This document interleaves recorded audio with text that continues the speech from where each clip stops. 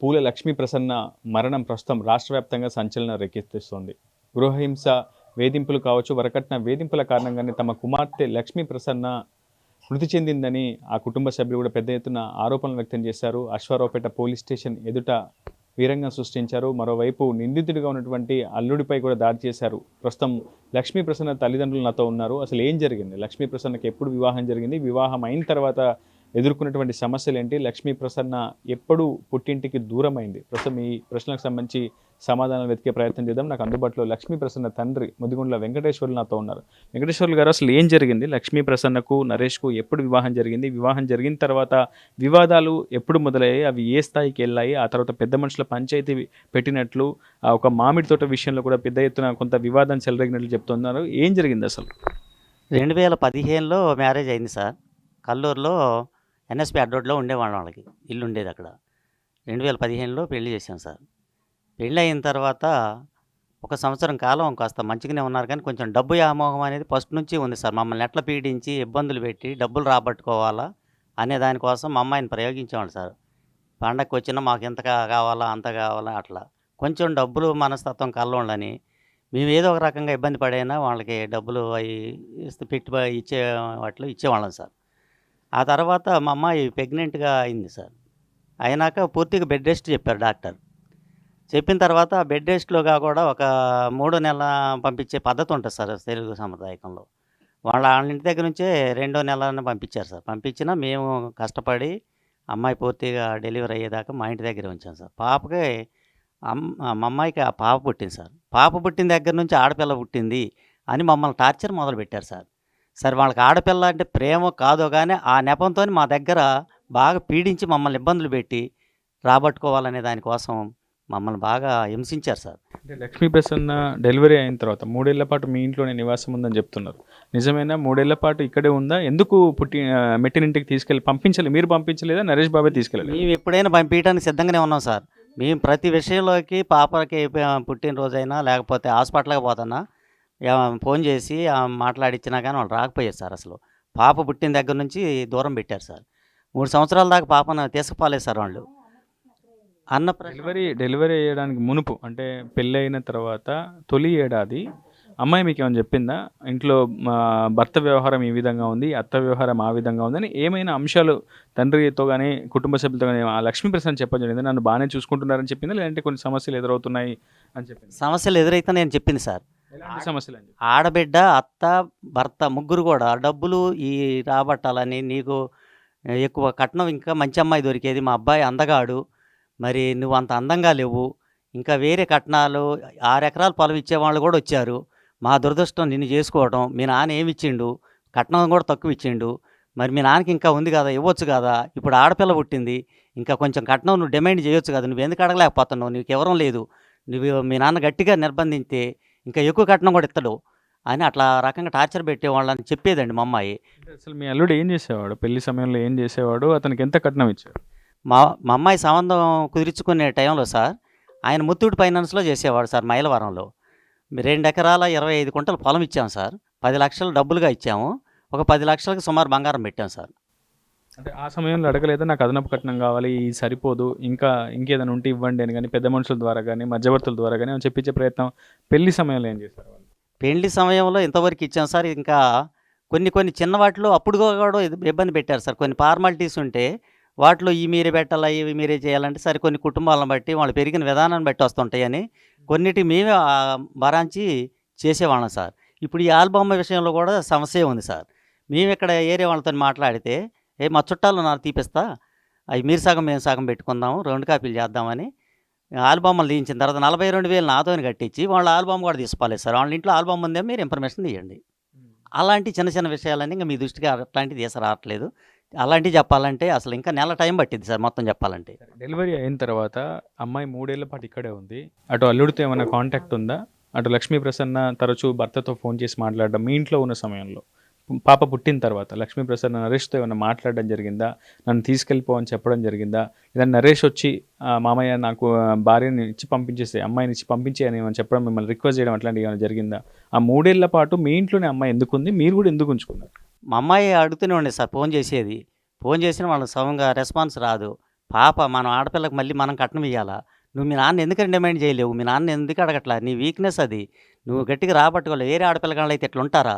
నాకు 6 ఎకరాలు పొలం ఇత్తనన్నా చేసుకోకుండా నిన్ను చేసుకున్నా. ఉద్యోగాలు చేసేవాళ్ళు కూడా ఇత్తమని వచ్చారు. అయినా సరే నిన్ను చేసుకున్నా. నువ్వు మీ నాన్న వాళ్ళని నువ్వెందుకని కట్నం రాబట్టలేకపోతున్నావు? పిల్లకి బంగారమనో, నీకు బంగారమనో అయ్యనో అడగొచ్చు గదా! అని ఆ రకంగా టార్చర్ పెట్టేవాళ్ళండి.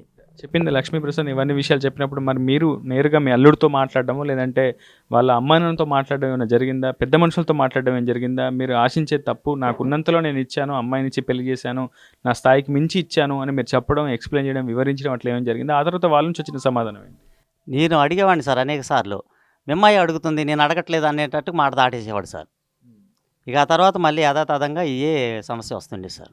3 ఏళ్ల తర్వాత మళ్ళీ మీ ఇంటి నుంచి లక్ష్మీప్రసన్నను తీసుకెళ్ళాడు. అశ్వారపేటకు మకం మార్చాడు. అక్క, బావ ఇంట్లోనే వేరు కాపురం పెట్టాడు నరేష్. ఆ తర్వాత నుంచే మీకు కనెక్షన్ కట్ అయిందా? పుట్టింటికి రావడం కావచ్చు, రాకపోకలు సాగించడం, మీరు అల్లుడి ఇంటికి వెళ్ళడం అట్లాంటివి ఎప్పుడు కట్ అయ్యాయి?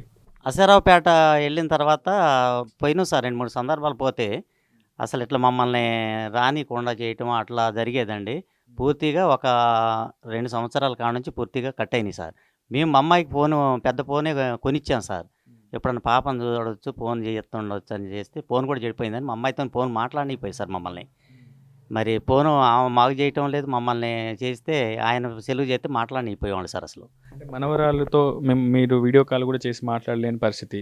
కూతురుతో కూడా మాట్లాడలేని పరిస్థితి. మరి పెద్ద మనుషులు ఎవరైనా తీసుకొని అప్పుడప్పుడు అడపాదడపా ఇంటికి వెళ్ళడం జరిగిందా? ఇంటికి వెళ్ళినప్పుడు ఇంట్లోకి రావడం, మంచి చెడు చూడడం, ఎలా ఉన్నారని మీ కూతురు అయినా మిమ్మల్ని పలకరించడం జరిగిందా? అల్లుడైనా మిమ్మల్ని మంచి చెడు చూడడం ఏమైనా జరిగిందా? అయితే సార్ పాస్ పుస్తకాలు ఒకటి చేసి ఇవ్వమని అడిగారు సార్. పాస్ పుస్తకాలు చేసి అప్పచెప్పిన దాకా అడపాదడపా మాట్లాడేవాళ్ళు సార్. పాస్ పుస్తకాలు రిజిస్ట్రేషన్ చేసి ఇచ్చిన కాడ నుంచి ఇక మా అమ్మాయిని బాగా టార్చర్ పెట్టడం అనేది ఎక్కువైంది సార్ ఇక అసలు. మాకు అందుబాటులో లేకుండా చేయటం, బంధుస్థాలుగా ఎవరింట్లో మ్యారేజ్ అయితేనో మా ఇళ్లలో ఒకళ్ళింటికి కూడా వచ్చిన దాఖలాలు లేవు సార్. మా ఫ్యామిలీల్లో ఎవరింటికి రారు సార్. ఇక అట్లా పూర్తిగా వాళ్ళేంటో మాకు తెలియనీయకుండా ఆ విధంగా పూర్తిగా కట్ చేసేసారు సార్. లక్ష్మీప్రసన్న ఫార్మసీ చదివిందని చెప్తున్నారు. చాలా పెద్ద చదువులు చదివింది. మంచి కుటుంబానికి ఇచ్చే పెళ్లి చేశారని మీరు కూడా అనుకున్నారు. కానీ మీ అమ్మాయి మీతో ఆ తర్వాత 3 ఏళ్ల క్రితం నుంచి కావచ్చు, 2 ఏళ్ల క్రితం నుంచి అసలు ఎందుకు ఏ విషయాన్ని చెప్పలేదు? మీరు వెళ్ళినప్పుడైనా కనీసం మిమ్మల్ని ఆప్యాయంగా పలకరించేదా? నాన్న అని పలకరించేదా? లేదంటే మంచి చెడు కార్యక్రమం, శుభ కార్యక్రమాలు ఏదైనా కార్యక్రమాలు ఉన్నప్పుడైనా ఇక్కడికి వచ్చేదా? ఏం చెప్పేది? అసలు చాటుగానైనా మీకు కానీ, మీ భార్యకు కానీ, లేదంటే మీ ఇంటి కుటుంబ సభ్యులకు కానీ ఏదైనా విషయాన్ని కనీసం ఒప్పందించేది ఏదైనా విషయం? మా అమ్మాయికి చెప్పాలనే ఆతృత ఉన్నా కానీ చెప్పే మార్గాలన్నీ కట్ చేసేస్తారు వాళ్ళు. ఫోన్ టచ్లు ఉండీలే అసలు ఎవరికి. మా ఫ్యామిలీలో ఎవరింట్లో పెళ్ళైతేనే మా అన్నల తమ్ముల ఇళ్ళల్లో అసలు ఫోన్ చేసి ప్రయత్నం చేస్తే ఎప్పుడన్నా తీస్తే 10 సార్లు 20 సార్లు చేయంగా ఆయన తీసేవాడు. మా అమ్మాయికి ఏంటి ఇట్లా ఫంక్షన్ ఉంది కదా మీరు రావాలా తప్పనిసరిగా, మా అమ్మాయిని కూడా తీసుకొని రావాలా, మేము మా అమ్మాయితో మాట్లాడతామంటే నేను ఇంటి దగ్గర లేను నేను బయట ఉన్నాను చెప్పేవాడు.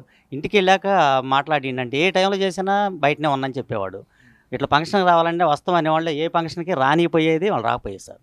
ఆ విధంగా కట్ చేసేవాళ్ళు సార్. మీడియాతో మీ అల్లుడు నరేష్ చెప్తున్నాడు స్పష్టంగా, ఎప్పుడు నా భార్యని వాళ్ళ ఇంట్లో ఉంచుకోవడానికే ఆయన ఎక్కువగా మక్కువ చూపేవాడు, నాతో పంపించేవాడు కాదు.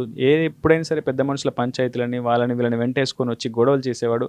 చివరికి నా భార్య కూడా వాళ్ళ నాన్ననే మందలించేది.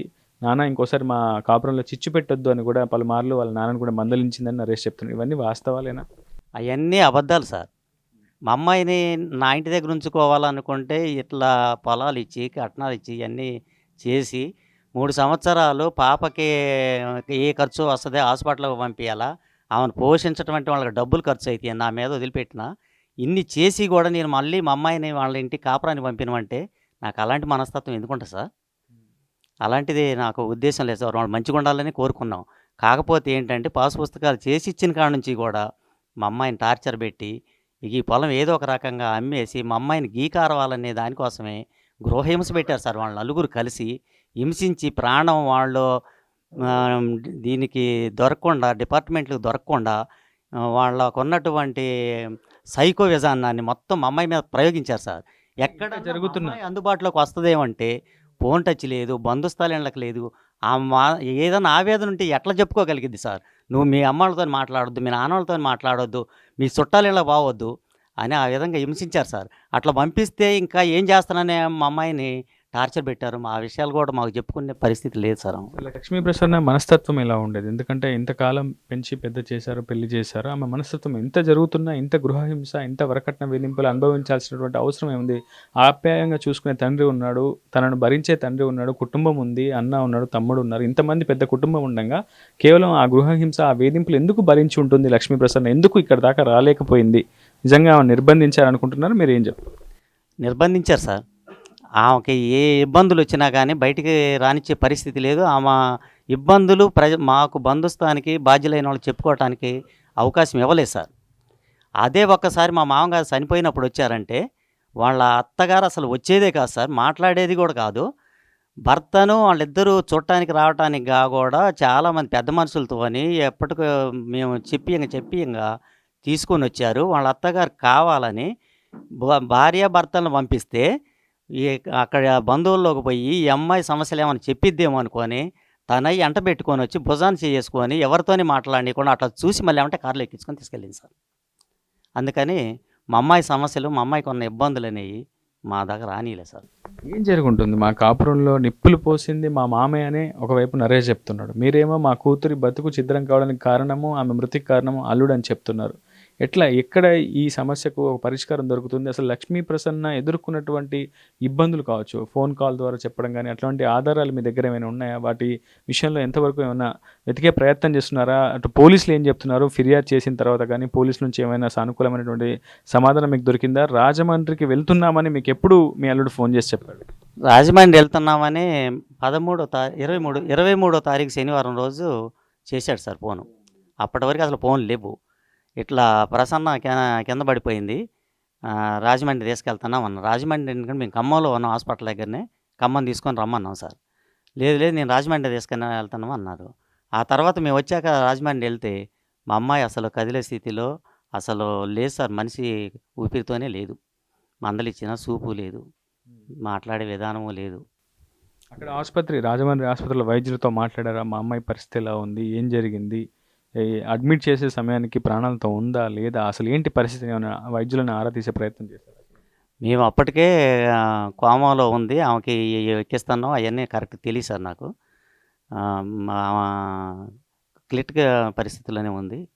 మరి అంటే మాకు అసలు ఊపిరి లేదని తేలిపోయింది కదంటే ఇక గంటల వ్యవధిలోనే పంపించేస్తామని చెప్పారు సార్. 2 ఏళ్ల పాటు మీ అమ్మాయి మీతో మాట్లాడలేదు, ఫోన్ కాల్ లేదు, కనీసం చూడలేదు, బంధువుల ఇంట్లో కానీ ఫంక్షన్లు కానీ అటెండ్ కాలేదని చెప్తున్నారు. నేరుగా అశ్వారోపిటల్ నివాసం ఉంటున్నటువంటి వారింటికి మీరు వెళ్ళారా? మీ అమ్మాయిని ఏమైనా చూడడం జరిగిందా? మీరైనా స్వయంగా వెళ్ళారు? స్వయంగా వెళ్ళాం సార్. మా మిస్సెస్, నేను, ఇక్కడ మా బంధువుల అబ్బాయి ఇట్లా కలిసి వెళ్ళాం సార్. వెళ్తే మమ్మల్ని బాగా టార్చర్ పెట్టారు. మా మనవరాలు కనుక అసలు చూపిలే సార్. ఇక రానివ్వటానికి ఇంటికి తాళాలు వేస్తారు సార్ వాళ్ళు. ఆ విధంగా పోయినా అనేక సందర్భంలో ఇంటికి పోయి కూడా వెనక్కి తిరిగి వచ్చినాం సార్. మా మామగారిది చనిపోయింది, కార్డు ఇవ్వటానికి పోయినా కానీ ఇంట్లోకి రానిలేదు సార్. గోడ మీద పెట్టి వచ్చాం. సొంత తాతయ్య చనిపోతే కర్మగా కూడా రానివ్వలేదు సార్. అది వాస్తవం సార్, మీరు ఇన్ఫర్మేషన్ తీసుకోండి. ఇంకా ఇప్పటివరకు కూడా వాళ్ళ అమ్మమ్మని మందలియటానికి కానీ అలాంటిది ఏం లేదు సార్ అసలు. అంటే అశ్వరపేట నుంచి రాజమండ్రి కేవలం 90 కిలోమీటర్లే, ఖమ్మం 120 కిలోమీటర్లు వస్తుంది. సో నా భార్యను బ్రతికించుకునేందుకు ఉన్నటువంటి ఒకే ఒక అవకాశాన్ని నేను ఎందుకు వదులుకుంటాను? దగ్గరలో ఉన్నటువంటి సూపర్ స్పెషాలిటీ ఆసుపత్రిలో నేను జాయిన్ చేశాను అని నరేష్ చెప్తున్నాడు. మీకు రాజమండ్రి ఆసుపత్రికి తీసుకెళ్ళడం వల్ల ఆయనకి ఏమైనా అనుమానాలు ఉన్నాయి? మా అమ్మాయిని కావాలనే వాళ్ళు చనిపోయిన తర్వాత తీసుకుపోయారనే మాకు బాగా అనుమానం సార్. లేకపోతే ఆ రోజు జరిగే సిచ్యువేషనే కాదు సార్. అది కొన్ని నెలల పాటిన తర్వాత జరిగేటువంటి హింస, గృహహింస, ఆమె ప్రాణాలని తీసే విధానంలో వాళ్ళు చేసుకున్న స్కెచ్ అది. దానివల్లనే అదంతా జరిగింది సార్. అది స్పష్టంగా అర్థమైద్ది. మీరు పూర్తిగా ఎంక్వైరీ చేస్తే ఇంకా నిజాలు బయటకు వస్తాయి సార్. లేకపోతే కొన్ని నెలల వ్యవధి పట్టకపోతే అప్పటికప్పటికి అసలు ఏ పేషెంట్కి అంత విధానం ఉండదు, అట్లా తయారవ్వదండి. మీ అల్లుడు నరేష్ చెప్తున్నాడు, లక్ష్మీ ప్రసన్నకి పీసీఓడి సమస్య ఉంది, థైరాయిడ్ సమస్య ఉంది, ఇతర అనారోగ్య సమస్యలు ఉన్నాయి, ఆమె డైటింగ్లో ఉంది, అందుకే అంతగా బక్క చిక్కిపోయింది అని చెప్తున్నాడు. నిజమేనా? అలాంటి సమస్యలు అసలు ఎప్పుడు మా దృష్టికి రాలేదు సార్. ఏమైనా సమస్యలు ఉన్నప్పుడు మాకు ఫోన్ చేసి అయినా చెప్పొచ్చు కదా సార్. అలాంటివి అయితే అసలు ఎప్పుడూ లేవు. అయినా ఇవాళ జనరేషన్లో థైరాయిడ్, షుగరు, బీపీలు ఉండటం కామన్ సార్. అవి ఉన్నంత మాత్రం ప్రాణం అంత సడన్గా కోల్పోయిద్దా సార్? అలాంటివి ఎందుకుంటాయి సార్? ఒకవేళ ఏదన్నా చిన్న సమస్య ఉంటే ఉండొచ్చు అండి మనిషి అన్నాక. దానివల్ల ప్రాణాలు కోల్పోతారా సార్? అవన్నీ కావాలని చేసినటువంటి విధానమే సార్. నేను ట్రీట్మెంట్ ఇప్పిస్తున్నాను. ఆమె అనారోగ్య సమస్యల కోసం అనేక విధాలుగా నేను ప్రయత్నం చేస్తున్నాను. ఆమె మళ్ళీ తిరిగి కోలుకోవాలని చెప్పి నేను అనేక ప్రయత్నాలు చేస్తున్నానని మా నరేష్ చెప్తున్నాడు. అంటే ఆమెకి ట్రీట్మెంట్ కూడా ఏం కొనసాగట్లేదంటారా మీ అభిప్రాయం? ఆయనకి ట్రీట్మెంట్ అనేది ఆయన కేవలం చట్టం నుంచి తప్పించుకోవడానికి చేసే మార్గాలే సార్ అయన్నీ. అంతే తప్ప ఆయన చెప్పే దాంట్లో ఏ ఒక్కటి నిజం లేదు సార్. మీకు పూర్తిగా ఆయన ఏమిటి, ఆయన పద్ధతులు ఏంటనేవి మీరు లోతుగా ఎంక్వైరీ చేస్తే మొత్తం తెలుస్తాయి సార్. పిల్లనిచ్చే ముందు అటు పైతరాలు ఇటు పైతరాలు చూడాలంటారు పెద్దలు. మరి మీరు నరేష్ యొక్క పూర్వపు అతని యొక్క హిస్టరీ కావచ్చు, అతని బిహేవియర్, అతని ప్రవర్తన శైలి గురించి ఏం కనుక్కోలేదా? మీకెంతవరకు తెలుసు అసలు నరేష్ గురించి? పూర్వీకులు అంటే సార్ నేను ఒకటి ఏం ఆలోచించానంటే కల్లూరులో రోడ్డు ఎమ్మటే ఇల్లు ఉంది సార్. ఇంకా ఆయన గారు చెప్పాడు సర్వపేట ప్లాట్ ఉంది అవి ఉన్నాయి అని చెప్పారు సార్. అయితే చదువుకున్నాడు. తర్వాత ముత్తూట్ ఫైనాన్స్లో చేస్తానంటే బ్యాంకులో చేస్తాడు. కొంచెం అలవాట్లు అనేవి తక్కువగానే ఉండొచ్చు, ఫైనాన్స్కి సంబంధించింది కాదండి. అందుకని సరే చదువుకున్న కుర్రోడు ఒక 25,000 అట్లా సంపాదిస్తుండు. మా అమ్మాయి చదువుకున్న అమ్మాయి, కొంత నేను కూడా ఇస్తా, ఇద్దరు మంచిగా కుటుంబం తీసుకుంటారు, మంచిగా హ్యాపీగా బతుకుతారనే దృష్టితోనే ఆలోచించేసారు అది. అంతే సార్. ఆ తర్వాత అతని బిహేవియర్లో వచ్చినటువంటి మార్పులు ఏంటి? అతని యొక్క హిస్టరీ ఏమైనా కనుక్కున్నారా మీరు కుటుంబ సభ్యుల ద్వారా, మధ్యవర్తుల ద్వారా? హిస్టరీ అంటే ఆయన పూర్తిగా మా మీద డబ్బుగా శాసించడమే మెయిన్ అండి. అసలు ఎట్లా వీళ్ళని ఇంకా హింసించి, పాప పుట్టిందని హింసించితే డబ్బులు వస్తాయా, లేకపోతే వీళ్ళని ఏ విధంగా టార్చర్ పెడితే డబ్బులు వస్తాయి అనే దానికోసమే చూసేవాళ్ళండి అది. చివరికి మీ మనవరాలు కూడా మిమ్మల్ని గుర్తుపట్టట్లేదు అని తెలిసింది. అసలు మీకు ఆ మనవరాలైనా గుర్తుపట్టగలరా? అసలు అక్కడ ఏం జరిగింది? మీ మనవరాలకు మీకు కూడా అసలు ఏం మాత్రం రిలేషన్ కానీ కనెక్టివిటీ కానీ ఏం లేదు? లేదు సార్, అసలు వాళ్ళు మమ్మల్ని చూడనివ్వట్లేదు కదా సార్. ఇంటికి వెళ్ళినా కానీ చూడనివ్వట్లేదు. మరి పాప అయినా మా ఇంటికి వచ్చిన మా ఇంట్లో ఉన్నప్పుడే తప్ప మేము వెళ్తే పాపను చూడనివ్వటం కానీ, మాతోనే దగ్గరకు రానివ్వటం కానీ అలాంటివి లేని పరిస్థితుల్లో ఆ పాపకు మట్టి మేము ఏం గుర్తుంటాం సార్. దానివల్ల తెలియకపోవచ్చండి. ఎస్, ఇప్పుడు నరేష్ చెప్తున్నాడు నా భార్య బ్రతికిలేదు, బ్రతికుంటే అసలు నిజాలు బయట ప్రపంచానికి తెలిసేవి, నా మామ యొక్క అసలు ప్రవర్తన శైలి కూడా తెలిసేది అని చెప్పి నరేష్ చెప్తున్నాడు. సో భార్య బ్రతికి లేదనే ఒక కారణంతో ఇప్పుడు అసత్య ప్రచారాలు చేస్తున్నారు, నన్ను ఒక దోషిగా సమాజం ముందు నిలబెట్టే ప్రయత్నం చేస్తున్నారు. ఇటువంటి కఠినమైనటువంటి పరిస్థితులు, అంటే ఒకవైపు భార్యను కోల్పోయి తీవ్రమైనటువంటి దుఃఖంలో ఉన్నటువంటి పరిస్థితుల్లో కూడా నాపై దాడి చేయడం అనేది చాలా నిజంగా బాధ అనిపిస్తుంది, శోచనీయం అని చెప్తున్నాడు నరేష్. ఏం చెప్తారు నరేష్కి ఈ ప్రశ్నకు సమాధానం? ఆయనకి దుఃఖం అనేది లేదు సార్, ఆయన హ్యాపీగానే ఫీల్ అవుతుండే. ఇదంతా కావాలని ఆయన ఎప్పటి నుంచో చేసుకున్న స్కెచ్ ఆయనకు సక్సెస్ అయింది సార్.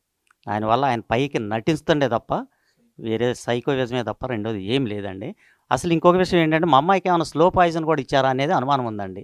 అవన్నీ రిపోర్ట్లు వస్తే కానీ నిజాలు కూడా అర్థమవుతాయండి. పోలీసులు ఈ కేసుకు సంబంధించి పోలీసులు ఏం చెప్తున్నారు? ఎంతవరకు విచారణ చేస్తామని చెప్తున్నారు? ఎటువంటి విచారణ చేస్తున్నారు? మీకు పోలీసులపై ఇంకేమన్నా అపనమ్మకం కలుగుతుంది?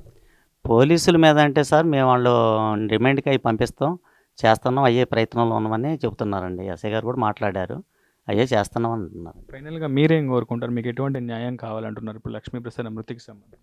మా అమ్మాయి మృతికి సంబంధించి నిర్ధాలు మొత్తం ఆయన చేసినటువంటి సైకోయిజం, ఆయనకు ఉన్నటువంటి అసలు ప్రవర్తన ఏమిటి, ఆయన జరిగేవన్నీ కూడా పూర్తిగా ఎంక్వైరీ చేసి చచ్చిపోయిన మా అమ్మాయికి మనశ్శాంతి కలిగేటట్టు న్యాయం చేయాలని కోరుకుంటున్నాను సార్.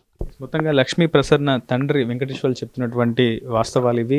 లక్ష్మీ ప్రసన్నను చిత్రహింసలకు గురి చేశారు, గృహ నిర్బంధం చేశారు, ఆమెకు కనీస ఆహారం కూడా అందించకుండా చిత్రహింసలకు గురి చేసి ఆమె మృతికి పక్కా ప్రణాళిక ప్రకారమే అల్లుడు నరేష్తో పాటు ఆమె సోదరి భూలక్ష్మి, తల్లి విజయలక్ష్మి పక్కా ప్రణాళికను స్కెచ్ను అమలు చేయడంలో భాగంగానే లక్ష్మీ ప్రసన్నను హత్య చేశారు అంటూ అటు లక్ష్మీ ప్రసన్న తండ్రి అయితే ఆరోపిస్తున్నారు. గతంలో కూడా 2 ఎకరాల మామిడి తోటకు సంబంధించి రిజిస్ట్రేషన్ వ్యవహారంలో తమ కూతురికి పసుపు కుంకుమగా ఇచ్చినటువంటి ఆ భూమిని తన పేరే రిజిస్ట్రేషన్ చేస్తానని, అల్లుడి పేరు మీద రిజిస్ట్రేషన్ చేయనని గతంలో చెప్పడంతో కొంత వివాదం కూడా గతంలో చెలరేగింది. ఏదేమైనప్పటికీ నరేష్ బిహేవియర్ కూడా కొంత అనుమానాస్పదంగానే ఉంది. ప్రస్తుతం ఈ ఘటనపై పోలీసులు కేసు నమోదు చేసి దర్యాప్తు చేపట్టారు, లోతైన దర్యాప్తు చేస్తున్నామని చెప్పారు. గత కొద్దిసేపటి క్రితం 3 నిందితులు నరేష్తో పాటు నరేష్ అక్క బావను దాసరి శ్రీనివాసరావును కూడా రిమాండ్కు తరలించినట్లు పోలీసుల నుంచి మనకు సమాచారం అందుతుంది. ఇది వీళ్ళ నుంచి రిపోర్ట్ అవుతాయి RTV కల్లూరు.